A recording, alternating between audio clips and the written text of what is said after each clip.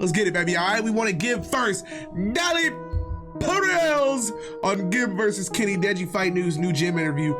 Oh God, I hope I got that right. But listen, let's go ahead and hop into this, man. All right, I really want to understand the homie Daley some more. Let's see kind of where he decides to go with his fighters. You know what I mean? Because I feel like he hasn't really got a chance to really prove that he's really that guy out here. Because a lot of the boys that he was kind of fighting with was really chumpy out here. You know what I'm saying? Kind of BSing it. So let's see if he kind of, you know, is really putting something in their heads and really helping them get on the right track out here. And see how the boy Fred is doing, man. This is Fred Beck from Fred Talks Fighting. I'm in London today, down at Rathbone Boxing. I'm joined by Coach Daley Perales. Big Daddy Freddy. Coming down in the gym today. It's good to see Deji, Kenny, all having a good time training. Yeah, it's good to have them both in. You know, I train them individually, but you know they always catch each other towards the end of each other's sessions. It's good to see the rapport. I remember I've come down here quite a few times now, and you kind of look like it's kind of three brothers now, I guess, isn't it? Yeah, that's what it is. We work hard, but I always want to create an environment for all my fighters where they can feel free around me, you know, and it's not just all about boxing. Obviously, the training part is boxing, but they can talk to me like I'm their older brother or a father figure. You know, if they've got something on their mind, something personal, they can be open and free about it, or if they want to joke around, they can joke around with me. Yeah. It's funny, you always come across on camera very serious, but off camera, when Martin Forey, one of your fighters, he's winding you up, you never snap or anything like that. No, because that's what I'm saying. I want them to be able to be themselves around me, you know, because boxing is hard enough. You know, we work very hard. You know, we run ourselves down into the ground. So, you know, when the time's right to have a laugh, have a joke, yeah, we all love to, you know, banter and tease each other. Come on. Yeah, it's good to see. It's nice to see, I guess. No, big time. Like, be able to relax in such a stressful situation. And another, nice. it isn't just all pressure 24/7, you know? Obviously, you fought last time against Ashley. I believe it's your first interview since the fight. I just interviewed Kenny, and you were saying that in the corner, you were saying to Kenny that he's up on the cards. Do you think Kenny done enough on the moment, on the day? Well, hell no. What it is probably... He was pussy that day. I'm looking at... You know, I'm training Kenny with so advanced training that I'm looking at the fight in a professional boxing kind of way. Okay. And it's just give me some lessons myself as well, because you got to remember I'm a professional boxing coach training pro fighters. So when I tell them to do certain things or the terminology that I use, they know how to go out there and apply it. Whereas, you know, Kenny's still learning. So some of the things I'm saying, some of the things it won't it's not come resonating. To him to do, Okay. You know? Okay. It's not second nature yet. That's so what he's saying. I feel if that. I was to do it all over again, he'll say stuff differently. Forget the terminology. There we go. Like, just go and take his head off. Facts. I guess you were looking for the cleaner, more technical work, more than the scrappy work. But here's the thing. Here's where He's my a scrapper. terminology, like some people in the influencer world, that don't understand, you know, the technical side of boxing, they will probably see it as, you know, oh, he's not telling him to do certain things or whatever. But the terminology that I use, I weren't telling him not to throw punches. You know what I mean? I was telling him things like, you know, you're boxing beautiful. You know what I mean? Yeah, he was lying to him the whole time. Doing what you're doing. But if you listen to the terminology I'm using, if I said to you, creep, do you know what I mean when I'm saying creep? Go quite softly. I don't get it. So basically, because they played back some of his balance a lot. Some of his sounds saying that he was telling Kenny like, "Oh, you won that one," or "Oh, you did this," but he wasn't winning no rounds. In my book, he was. I mean, that's what I was talking about. That's what I was talking about at the start of the interview. See you tomorrow. I'll message you in a bit. So Raksu was falling off balance a lot. So what I was telling Kenny to do is stick to what you're doing, but you throw shots in between the lines. So Raksu was falling off balance. So I was telling Kenny to creep back, not dance back to the ropes. Creep back with small steps, and then throw the 1-2. throw the right hand, let Raksu fall onto Kenny's punches. You know what I mean? But when I'm using that terminology, creep, and Kenny knows all this stuff. No, he knows my terminology. Okay. No, I get that, because basically he's saying like Kenny. He was trying to tell Kenny like, yo, not necessarily wait for the right move, but allow him to play into the style that you're giving him, because he was off balance the whole time, and Kenny was there. Like, he was definitely there, able to kind of get it, but it just seemed like he wasn't rushing past to get certain hits and whatnot in the ring. But what I want to know is what terminology does it mean when he was telling him he was winning rounds and he wasn't even throwing no punches? Like, he was just one jab, two. He probably had like 5 jabs thrown. I don't know. I'm confused. Down in the gym, we were pros. He'll pick it up. It's like if you're an English, say you're 10 years old, then you speak English, and you go to a foreign Spanish school, you'll pick up Spanish quite well. Yeah. It's like that. Yeah. I mean, Kenny knows everything that I want him to do. But what people have to also understand is that he's been fighting for 1 year. You know, there's pro fighters, my pro fighters, that I tell them to do certain stuff sometimes, and not everything comes off. You know what I mean? Kenny's still learning, and to do it as well in front of a crowd like that, you know, 10-ounce glove, pro gloves and all that kind of stuff. There's certain stuff that he still needs to learn, and he will hesitate with. You know what I mean? But with experience, the things that I want him to do and I need him to do will start happening naturally, instead of trying to force it, you know, because he's trying to entertain a crowd. Because that's what I don't want as well, that he's trying to entertain a crowd and then he gets caught because he does something stupid. Because he rushes out there, keeps his chin locked. It's about having the right balance between I can get that. him doing what I need him to do, but also, letting his hands go, and because it's the entertainment business. Yeah, certainly, yes. When I spoke to Kenny, he knows clearly what I did wrong, so then he can work on those and progress. It's perfect. Like, some fighters, when they lose, like, oh, I don't know what went wrong. I'm a bit confused, but lost in there. That's, I guess, the worst thing that can happen. Yeah. But when you got clearly like the 3 things that went wrong, or 4 things, or how many ever it was, it's good, because now you know to improve on those things, and especially a loss before the tournament as well. You know what to improve, and you'll be even better going into the tournament. Yeah, I think it's a blessing, because obviously, if we won that fight, people would have just probably said, oh yeah, Kenny just boxed behind a jab, he doesn't do anything else. He knows what he needs to do, because I tell him, you know, to let his hands go in training, in sparring, you know what I mean? But he didn't. It's just about applying it under the lights, you know? I like how Daley talks. I was getting a little bitchy about it at first, but I kind of understand what he's saying. Anyone can do things in the gym, but then it's different when you get under those lights. And that comes with a lot of experience. He's talking without being disrespectful to Kenny. I fuck with that. Fair play to Raksu, because obviously he's not like calling him shitty for messing up here and there, you know? In a boxing sense. But the more the fight went on and he knew Kenny wasn't punching, he thought, oh, I'm just going to go for it. And it was those little flashes of going for it, obviously, that caught the judge's eye. So Kenny doesn't have to change his approach, because that's what wins fights. He just needs to change his output of punches and know when to throw combinations and when not to throw combinations. Just different scenarios of when to do it and not to do it. Certainly, yeah.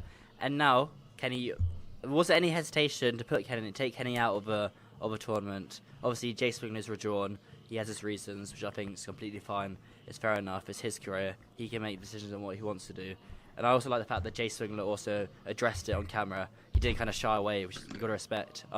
Was there any temptation to pull Kenny out of a tournament? Or you were like, F it, we're going in? No, there was. Because as I said, I'm doing everything by the book, you know, from a professional point of view. I want him to actually, okay, you're a reporter, right? Do you want to be the best reporter you can be? Yeah. Okay, so every time you're going to get better and better, the more, you know, interviews you do, you know, and you're going to be your own worst critic and everything like that. So, just like you say, it just comes with time.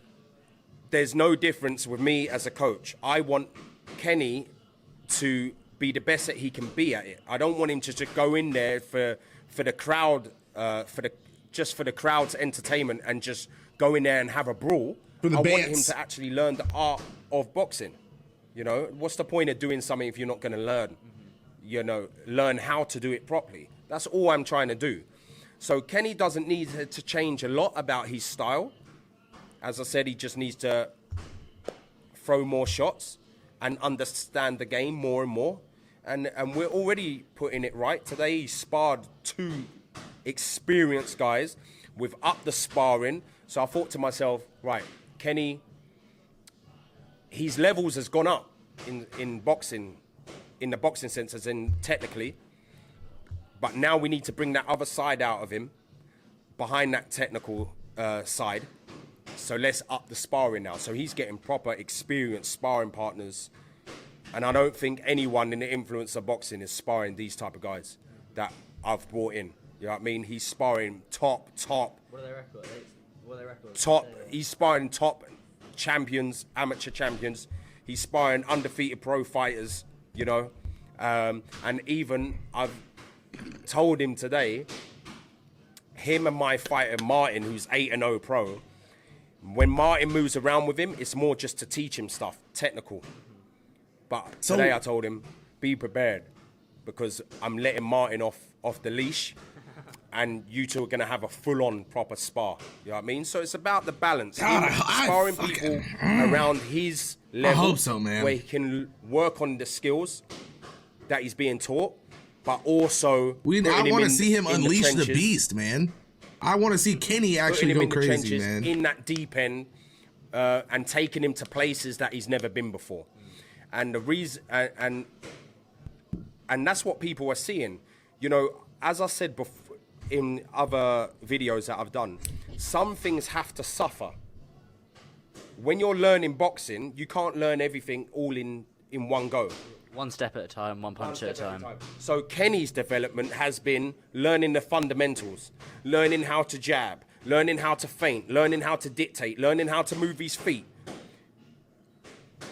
So what suffered is letting his hands go, because he's had to learn the art of the other side. Now he's learning, and he's still not learned the art of that side. So it's not that we're going to stop that side, but now he's learning and understanding that side of the game. Now it's about putting him in that deep end and taking him to places he's never been before, so we can blend that all together to make him a more complete fighter. So yes, I was against the tournament because I'm more about his development, not about the money he can earn, or not about going in fans. and fighting 6 people. I respect that. What I mean is I don't care about the fans' opinion of what they want to see. He wants him to go far. He doesn't want him to just be a moment. You know? I feel that. I feel that. But it could be a blessing also, because that tournament puts him in that deep end, puts him in those trenches, that thing that I'm talking about, and puts him into a place where it'll force him to entertain and let his hands go. Certainly, that tournament, obviously, everyone fights each other. Even if you do lose, you still fight the other loser. So it is good. One of the favourites to win is Gibb. Obviously, it makes sense. He had a good win against Room last time out. How would you say Kenny matched up against Gibb if they were to come through? You want to Gibb first? I wanted Gibb first. I wanted Gibb to come down and pull out Kenny's name. Because at the end of the day, it's a tournament. You're going to have to fight the good ones, the so-called good ones anyway. He's going to have to see him at some point. So okay. Whether you fight him first or you fight him third. I can feel in the that. final, it doesn't matter. So I didn't mind pulling out Gibb first. And I think the style. They had to sell the fight. They knew they wanted to Gibb versus Austin. And get Let's be honest, more the pressure fighter. That shit was written in the contract for an exciting fight. Yeah, that's true. It definitely would have done. But I guess now it'd be even bigger. I guess even more money on the line as well. And obviously, give them a lot more exposure. If they both do come through their fights, they'll fight on the semi-finals or finals. Yo, why haven't you subscribed? Don't know what you're doing with your life, but you really need to get it together, all right, baby? We're trying to hit some crazy numbers this year, so come link up, baby, okay? It's a party every single time. Oh, yeah, It's a tournament as well, isn't it? Yeah, so have they put the fight? Kenny's put it on his story a few times, on his Instagram story. So who's on Kenny's side? If who wins? Should I quickly look at my phone? You got it here. I can just cut this out of the interview if you need. We got to do our prediction videos, chat. I want to start making videos like that, like a Kingpin, the Kingpin tournament, and predict like who my bracket and all that. So That's a gold point. Expect that here in the future. That'll be coming. Yeah, because what you're saying is when Kenny versus this other guy, and then Gibbs fighting with Broom, if they're in the same bracket, then the winners will fight winners. Oh, but we I don't don't think they've released that yet. Okay. It makes sense, to be fair. They'll probably do it on the night to put more hype, won't they? Anyway, moved to Owen fighters. Deji, he's down here. He won a little bit of a kind of push around or kind of confrontation with Ed Matthews yesterday. He's also got Swarms to match up, which is obviously a potential opponent.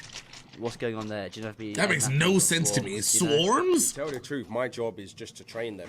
So I don't really know what's going on until Deji comes to me and goes, "Coach, we're fighting this person." Well, the reason I know that's true was when Deji was like, "Coach, I'm fighting Floyd Mayweather." You're like, "Okay."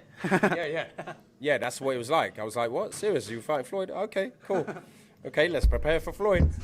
So it's the same thing, you know what I mean? Because even though I train influencers now alongside my pro fighters, I don't, and I'm happy to do interviews like all the time. And the reason why I do so many interviews as well is because I want people to, like, you know, gain some knowledge from how I see boxing. And I'm just trying to help people. That's all I'm trying to do. But yeah, my job is just to train. So when Deji comes with an opponent, he comes with an opponent, and my job is just to, you know, get him ready and give him a game plan to execute, you know. So Ed Matthews, I don't really know much about him. I think I saw clips of him a little bit on the last Kingpin thing. Yeah, he fought this 50-year-old guy called Simple Simon back in July. 55, maybe. Obviously, he's 60. gonna look good against someone like that. Yeah, so it'd be a good taste. I mean, the face-off looked tasty. Well, Ed can talk trash, but so can Swarms, and he'll probably do a diss track. So both of them, I think it's been a long time since Deji's kind of, I think it was March, a year ago, when Deji was last talking like a lot of trash. Because Fuzi was very respectful, Floyd Mayweather was respectful. So it's nice to see kind of Deji getting into it again. I think those diss tracks are a bit cringe, a bit worn out now. Yeah. I mean, come with something new if you're gonna wanna. What did you come with? I don't know. Just save it to the. But I think it's save it to. I think it's easy and it's fun and it's content. Like that's what YouTube is. You know what I mean? Like he doesn't have to make a diss track, but like do something. Get into it. Like I don't want the first time I hear anything about a fighter to be at the press conference. You know what I'm saying? Like please. Like I need to hear something. I need to see your face. Like I want to hear you talk about like what you're doing, why you feel like it's gonna be an easy thing. Like don't come a week before the fight and then you start talking about it. Like please, man, please. I hate waiting these it's like until the fights happen, there's just nothing to care about, and I hate that. There's like nothing going on, no drama. I need the drama. The whole point of the fight world is the drama. When you're face to face, if you want to talk smack, I think making diss tracks are just they're dead now. You know. That's so 2017, so 2018. But for yourself, your new gym, Trenches, exciting.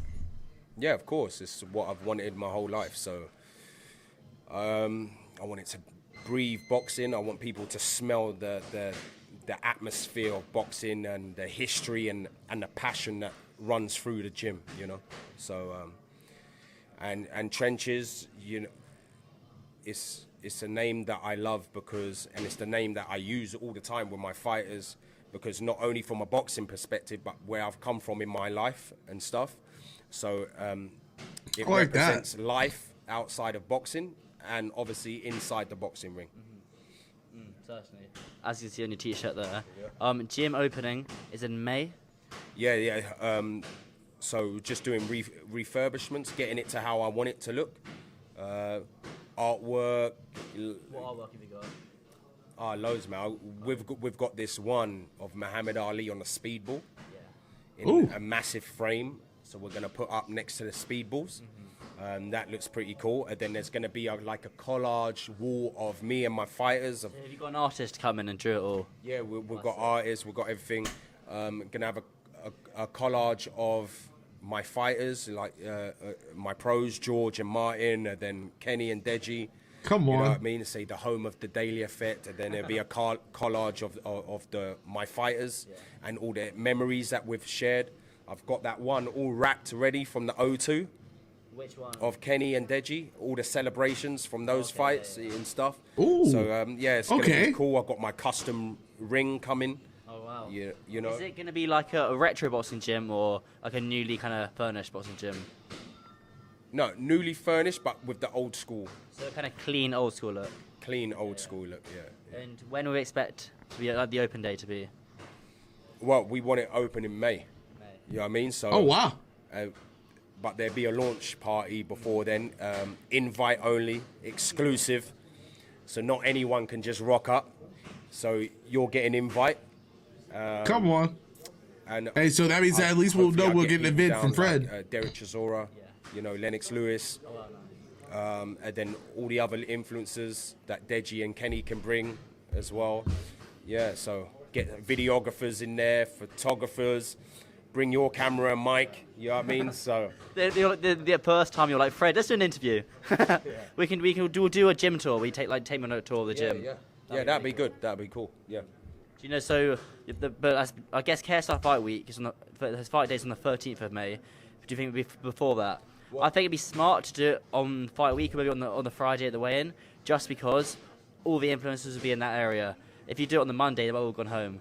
Yeah. So I think doing Fight Week is the best time to do it. Well, I'm going to try my best to get open before that KSI event. If not, it'll just be after. And then, but either way, it's going to be amazing gym.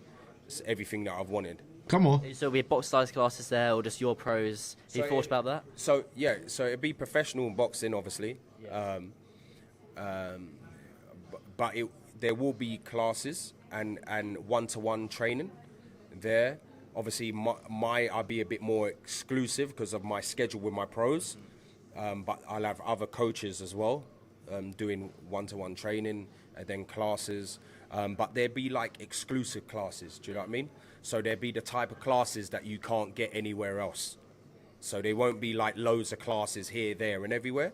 There'd be like exclusive, specialized classes that you really can't find anywhere else. So they can. I don't need him to explain that a little harder. But then they want to come to my gym. So it's gonna be like maybe like 5 to 10 people or something. I take it there'll be a website for it and merchandise to be on sale when the gym opens. Yeah, there'll be everything. You're gonna do other merch. You just got t-shirts right now. You can do boxing gloves, hand wraps. You never know. We might rival Box Raw. I love the name Trenches though. It is sick. Yeah. It is a good name. But I'll put your Instagram link in the description and looking forward to this gym opening. It's gonna be good. Yeah, it's gonna be good. Look out for it. Follow Trenches 1605. That's the Instagram. You heard the man. Trenches 1605. 1605 is when I was born. What the fuck? 1605. 1605. Oh, that's not the year. That's not the year. No. The day I was born. Sorry. 16th of May. I was like, wow, Daley, you're getting on a little bit there. I say, God damn, he was talking to Jesus. Like 16. But you know what? This is the good thing about it. Having that there is a conversation for people. They're like, 1605? Yeah. This trench has been around that long. And it's good if a gym's been around for a long time as well. You know good PR. But yeah, 1605 is my birthday and my business partner. He is born on the exact same day as me. So we thought put the 1605 in. 16th of May. 16th of May is my birthday if everyone wants to know and drop some nice messages.